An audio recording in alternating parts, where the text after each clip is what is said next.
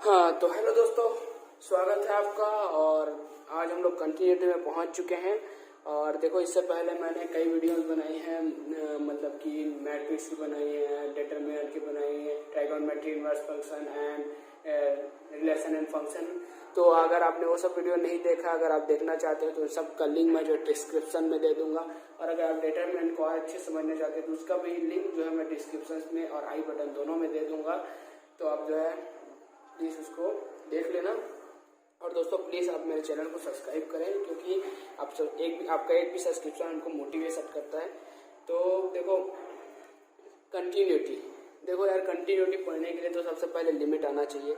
Limit के केवल फार्मूले आने चाहिए, कम से कम फार्मूले अगर आप याद कर लेते हो तो फिर अगर आपको एकदम डीपली समझना है तो आपको लिमिट अच्छे से पढ़ना पड़ेगा। और अगर आपको एकदम अगर बनाना है तो फार्मूले आने चाहिए, कम से कम लिमिट के जितने भी फार्मूले हो फार्मूले आपको आने चाहिए। तो देखो आज हम लोग कंटिन्यूटी स्टार्ट करते हैं। तो कंटिन्यूटी से रिलेटेड जितने भी लिमिटेड फार्मूले हैं आप उसको पढ़ लो। कंटिन्यूटी का मतलब बता देता हूँ। देखो नॉर्मली अगर कहा जाए तो कंटिन्यूटी का मतलब ये पुस्तक के हिसाब से वो ये बोलना चाहते हैं कि बिना पेन उठाए, लाइक अगर मैं बिना पेन उठाए सीधा सीधा बिना पेन उठाए या पेंसिल से या किसी भी से उठाए अगर आप जो है लकीर सीधा सीधा खींच देते हो तो ये दो बिंदु जो है संतत बिंदु है। वैसे दो बिंदु तो रहते ही हैं, दो बिंदु तो रहेंगे ही, लेकिन जो है अगर तीन बिंदु ले आऊं तो क्या ये तीनों मिल रही? नहीं, मिल ही नहीं सकती। तीन बिंदु जरूरी नहीं है कि मिले, लेकिन हाँ ये है कि मिल सकती है। तो ऐसा नहीं है कि मिल मतलब नहीं भी मिलेगी, मिल भी सकती है। कितनी भी बिंदुएं मिल सकती हैं, एक रेखा में अनंत बिंदुएं मिल सकती हैं, लेकिन ये जरूरी नहीं है। लेकिन दो बिंदु 100% मिलती है तो संतत हो सकता है। तो दो बिंदुएं जब भी आप देखोगे संतत हो सकता है। इसको हम लोग अब लॉजिकली बोले तो मान लो एफ, आपको ये तो पता होगा F S is equal to Y होता है ना। अब मान लो कोई फलन दिया रहता है, आपने पिछले बार अवकलन में पढ़ा या किसी भी कैप फिजिक्स में तो पढ़े ही होगे 11th में कि F X is equal 2x + 3 ऐसा कुछ दिया रहता है। ये सब तो दिया रहता है। अब F X is equal to क्या होता है? वाई। अब Y is equal to 2x + 3। आपने 11th में सरल रेखा पढ़ा था, सरल रेखा का समीकरण भी है। और एक सरल रेखा में कितनी भी दो बिंदुएं तो होती हैं, तो एक अगर सरल रेखा दिया रहेगा तो बुक के हिसाब से तो वो जो है संतत होगी। अगर केवल एक चीज दिया रहेगा तो होगी, अगर दो ठुक दिया रहेगा तो चांसेस नहीं है, क्योंकि ये रेखा है। ये रेखा अलग अलग हो सकती है। दो रेखाएं जरूरी नहीं कि एक दूसरे को प्रतिच्छेद ही करेगी, समांतर भी हो सकती है अलग। अगर क्योंकि अगर प्रतिच्छेद नहीं करेंगे तो समांतर होगी, दो ही चीज हो सकता है, या तो प्रतिच्छेद करती है तो समांतर होती है। तो दो बिंदुएं तो हो सकती है, लेकिन जरूरी नहीं है कि दो रेखाएं जो है एक दूसरे पर संतत हो। तो संतत के का इसी कारण हम लोग इस लेसन को पढ़ेंगे। हम लोग जो है लॉजिकली जल्दी जल्दी निकाल सके, इस कारण इसको बनाया गया है, समझ सकते हो। तो फिर देखो इसमें ज्यादा कुछ थ्योरेटिकल नहीं है, सीधा एक क्वेश्चन लेते हैं, आपको समझ में आ जाएगा। क्वेश्चन है, बस आपको लिमिट का फॉर्मूला आना चाहिए, बाकी कुछ आया मत आया, फॉर्मूला कम से कम आपको आया है तो बाकी सब बन जाता है। दिया है x इज इक्वल टू 1 पर। और हाँ, मैं जो क्वेश्चन बता रहा हूँ वैसे ही आपको प्रैक्टिस करना है। कम से कम इजी क्वेश्चन के जितने भी इजी क्वेश्चन है वो प्रैक्टिस करो, क्योंकि मैं देखा हूँ कि इजी क्वेश्चन ही आते हैं, ज़्यादा डीप नहीं देता है बोर्ड में। +3 के संतत्य की जांच कीजिए। भैया अभी क्या बोला है कि मैंने बोला है कि अगर एक ठोक दिया रहेगा तो संतत ही रहेगा, पहले से ही आपको पता है। ये मान के रखो कि ये दिया रहा है मतलब है भाई एक रेखा, उसमें कितने भी बिंदु है समतंत्य तो होगी, मतलब बिना रेखा होकर एक खींची हो गया, ये पता चल गया कि आपको संतत्य। ये एकदम जरूरी नहीं है। अभी आप 12वीं में मान लो कि अगर ऐसा दिया रहेगा तो ये संतत्य होगी, क्योंकि मैंने जितने भी क्वेश्चन बुक में देखे वो संतत्य ही थी। तो अब देखो इसको हम लोग प्रूफ करते हैं। प्रूफ कैसे करते हैं भाई? हम लोग को करना है माइनस में प्रूफ, प्लस में प्रूफ और एक समझ लो बराबर। ये जो है ट्रिक है, समझ लो इसका, उतना वो नहीं है। एक प्लस में प्रूफ करोगे, एक माइनस में, एक बराबर में। भाई एक कदम आगे जाओगे तो एक कदम पीछे भी जाना पड़ेगा, तभी तो पता चलेगा कि बीच में है कि नहीं। तो एक कदम आगे जाने से, एक कदम पीछे आने से हम लोग बीच में पहुंच जाते हैं, यही कह सकते हो। अगर इसका शॉर्टेड ट्रिक समझना चाहते हो समझ सकते हो। पहले करेंगे हम लोग प्लस के लिए, फिर माइनस के लिए, फिर इज इक्वल टू के लिए। वैसे तो इज इक्वल टू में देखो x इज इक्वल टू 1 दिया है तो 1 भरेंगे जिसमें 5 आ जाएगा, वो हम लोग लास्ट में करेंगे। पहले प्लस या माइनस कोई भी एक उठाएंगे, उसके बाद करेंगे। तो देखो पहले हल लिखो। दिया है भैया हमको क्या F X is equal to 2x plus 3, सीधी सी बात है, ये दिया हुआ है। अब हम लोग को करना क्या है, x का मान जो है भरना है लिमिट के बेस पर। और देखो x इज इक्वल टू, पहले हम लोग प्लस के लिए ले लेते हैं, माइनस के लिए लेते हैं, जो भी आप करना है कर लो। मैं पहले प्लस के लिए ले रहा हूँ, x प्लस 1। ये h को ना आप नॉर्मल मतलब कि समझ लो ये 0 ही होने वाला है भाई। हम लिमिट लगाएंगे और ये h को 0 करेंगे, लेकिन हाँ तुरंत 0 मत लगाना, क्योंकि आप जानते हो इलेवेंथ में पढ़े हैं कि तुरंत 0 लगाने से चांसेस रहते हैं कि जो मान है वो अनंत आ जाए, इन्फिनाइट आ जाए। तो इसलिए आप ये करना कि आप तुरंत मान मत रखना, थोड़ा सा वो करना, फिर जैसे आप 11th में करते थे लिमिट लगा के वैसे ही कर देना रखने पर। इसमें केवल लिमिट का फॉर्मूला ही लगेगा, कोई कॉन्सेप्ट नहीं लगने वाला हो, तो मैं आपको यही बताने वाला हूँ। लिमिट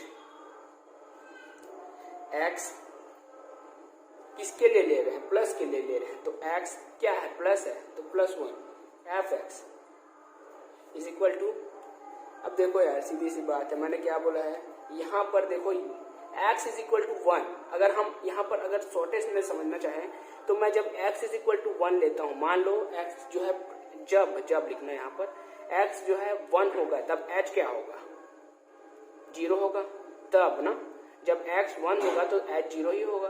तो अब हम लोग यहाँ पर भी लिख देते हैं लिमिट x क्या है 1, तो h क्या होगा, 0 की ओर अग्रसर होगा। बस खेल खत्म, यहाँ पर लिख दो h प्लस 1 या 1 प्लस h, कोई फर्क नहीं पड़ता। हाँ ठीक है, अब हम लोग आगे देखते हैं।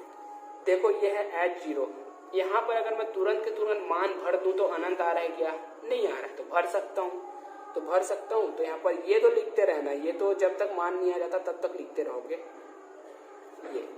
तो भैया और देखो यहाँ पर क्या आ जाएगा हमारा, 0 रखूंगा, अगर जैसे ही मैं इसका मान 0 रखूंगा ये लिमिट हट जाएगा, पता है ना, जैसे ही इसका मान मैं 0 रखूंगा ये लिमिट हट जाएगा, और ये जो है 2 और ये plus 3 is equal to 5। Simple. अब हम लोग इधर आते हैं, एक क्वेश्चन और, मतलब क्वेश्चन नहीं, अभी तो आधा बचा है इसी क्वेश्चन को बोल रहा था मैं, क्वेश्चन आधा।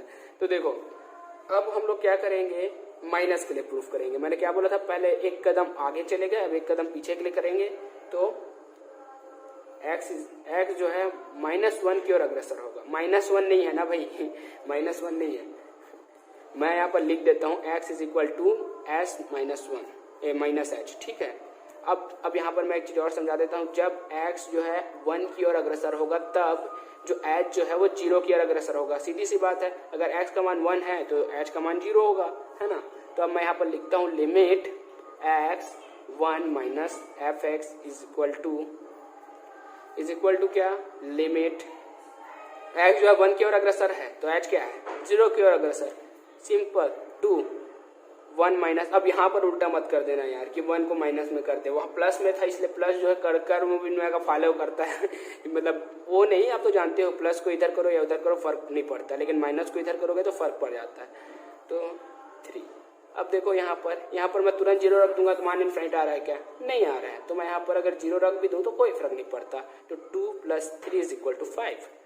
अब देखो हम लोग को क्वेश्चन में दिया था F X is equal to, मैं फिर लिख देता हूँ, नहीं तो आप यहाँ से देख सकते हो f is equal to 2x + 3। तो अगर f इज इक्वल टू 1, मैं यहाँ पर 1 लिख देता हूँ, तो 2 + 3 इज इक्वल टू 5। तीनों के मान 5 आ रहे हैं भाई। एक कदम आगे, मतलब कि मैं अगर ऐसी बोल रहा हूँ लैंग्वेज में, एक कदम आगे जाने पर भी हमको दिख रहा है 5, दो एक कदम पीछे जाने पर भी दिख रहा है 5, और बीच में भी रहने पर 5 दिख रहा है, मतलब संतत है। मतलब कि मैं ये बोलना चाह रहा हूँ कि limit x + 1 F X is equal to limit x minus, और ये एफ एक्स, ये f नहीं है l है, is equal to F X. तो देखो ये तीनों जो है 1 ना, 1 ये 1 लेना, ठीक है 1।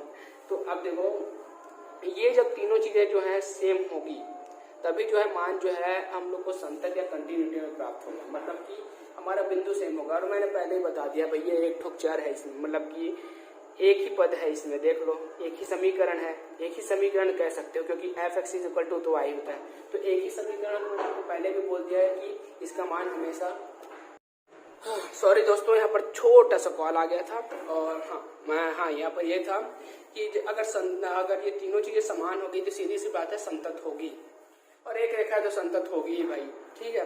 2 रेखा वाला कई ठोक आएगा, कई ठोक पे 3 रेखा भी मिलेगी आपको, तो 3 रेखा वाले में देख के रहना, क्योंकि 2 रेखा वाले तो 2 रेखा रहेगा तो शायद 2 रेखा में भी चांसेस नहीं है। मैंने क्या बोला था कि 2 बिंदुएं जो है 100% होती है, लेकिन 2 रेखाएं जरूरी नहीं है कि वो संतत हो। 2 रेखाएं है ना, 2 रेखा समांतर भी हो सकती है भाई, है ना। तो ये आप याद रखना कि जरूरी नहीं है कि 2 रेखा संतत हो, 3 रेखा भी आएगी, आपको देखना पड़ेगा, 3-3 बिंदु भी देगा। तो देखो इसमें उतना टिप नहीं है, मैं आपको धीरे धीरे बता दूंगा। ओके, देखो दोस्तों, आज हम लोग यहीं पर मैं वीडियो खत्म करता हूँ। Okay, thanks for watching.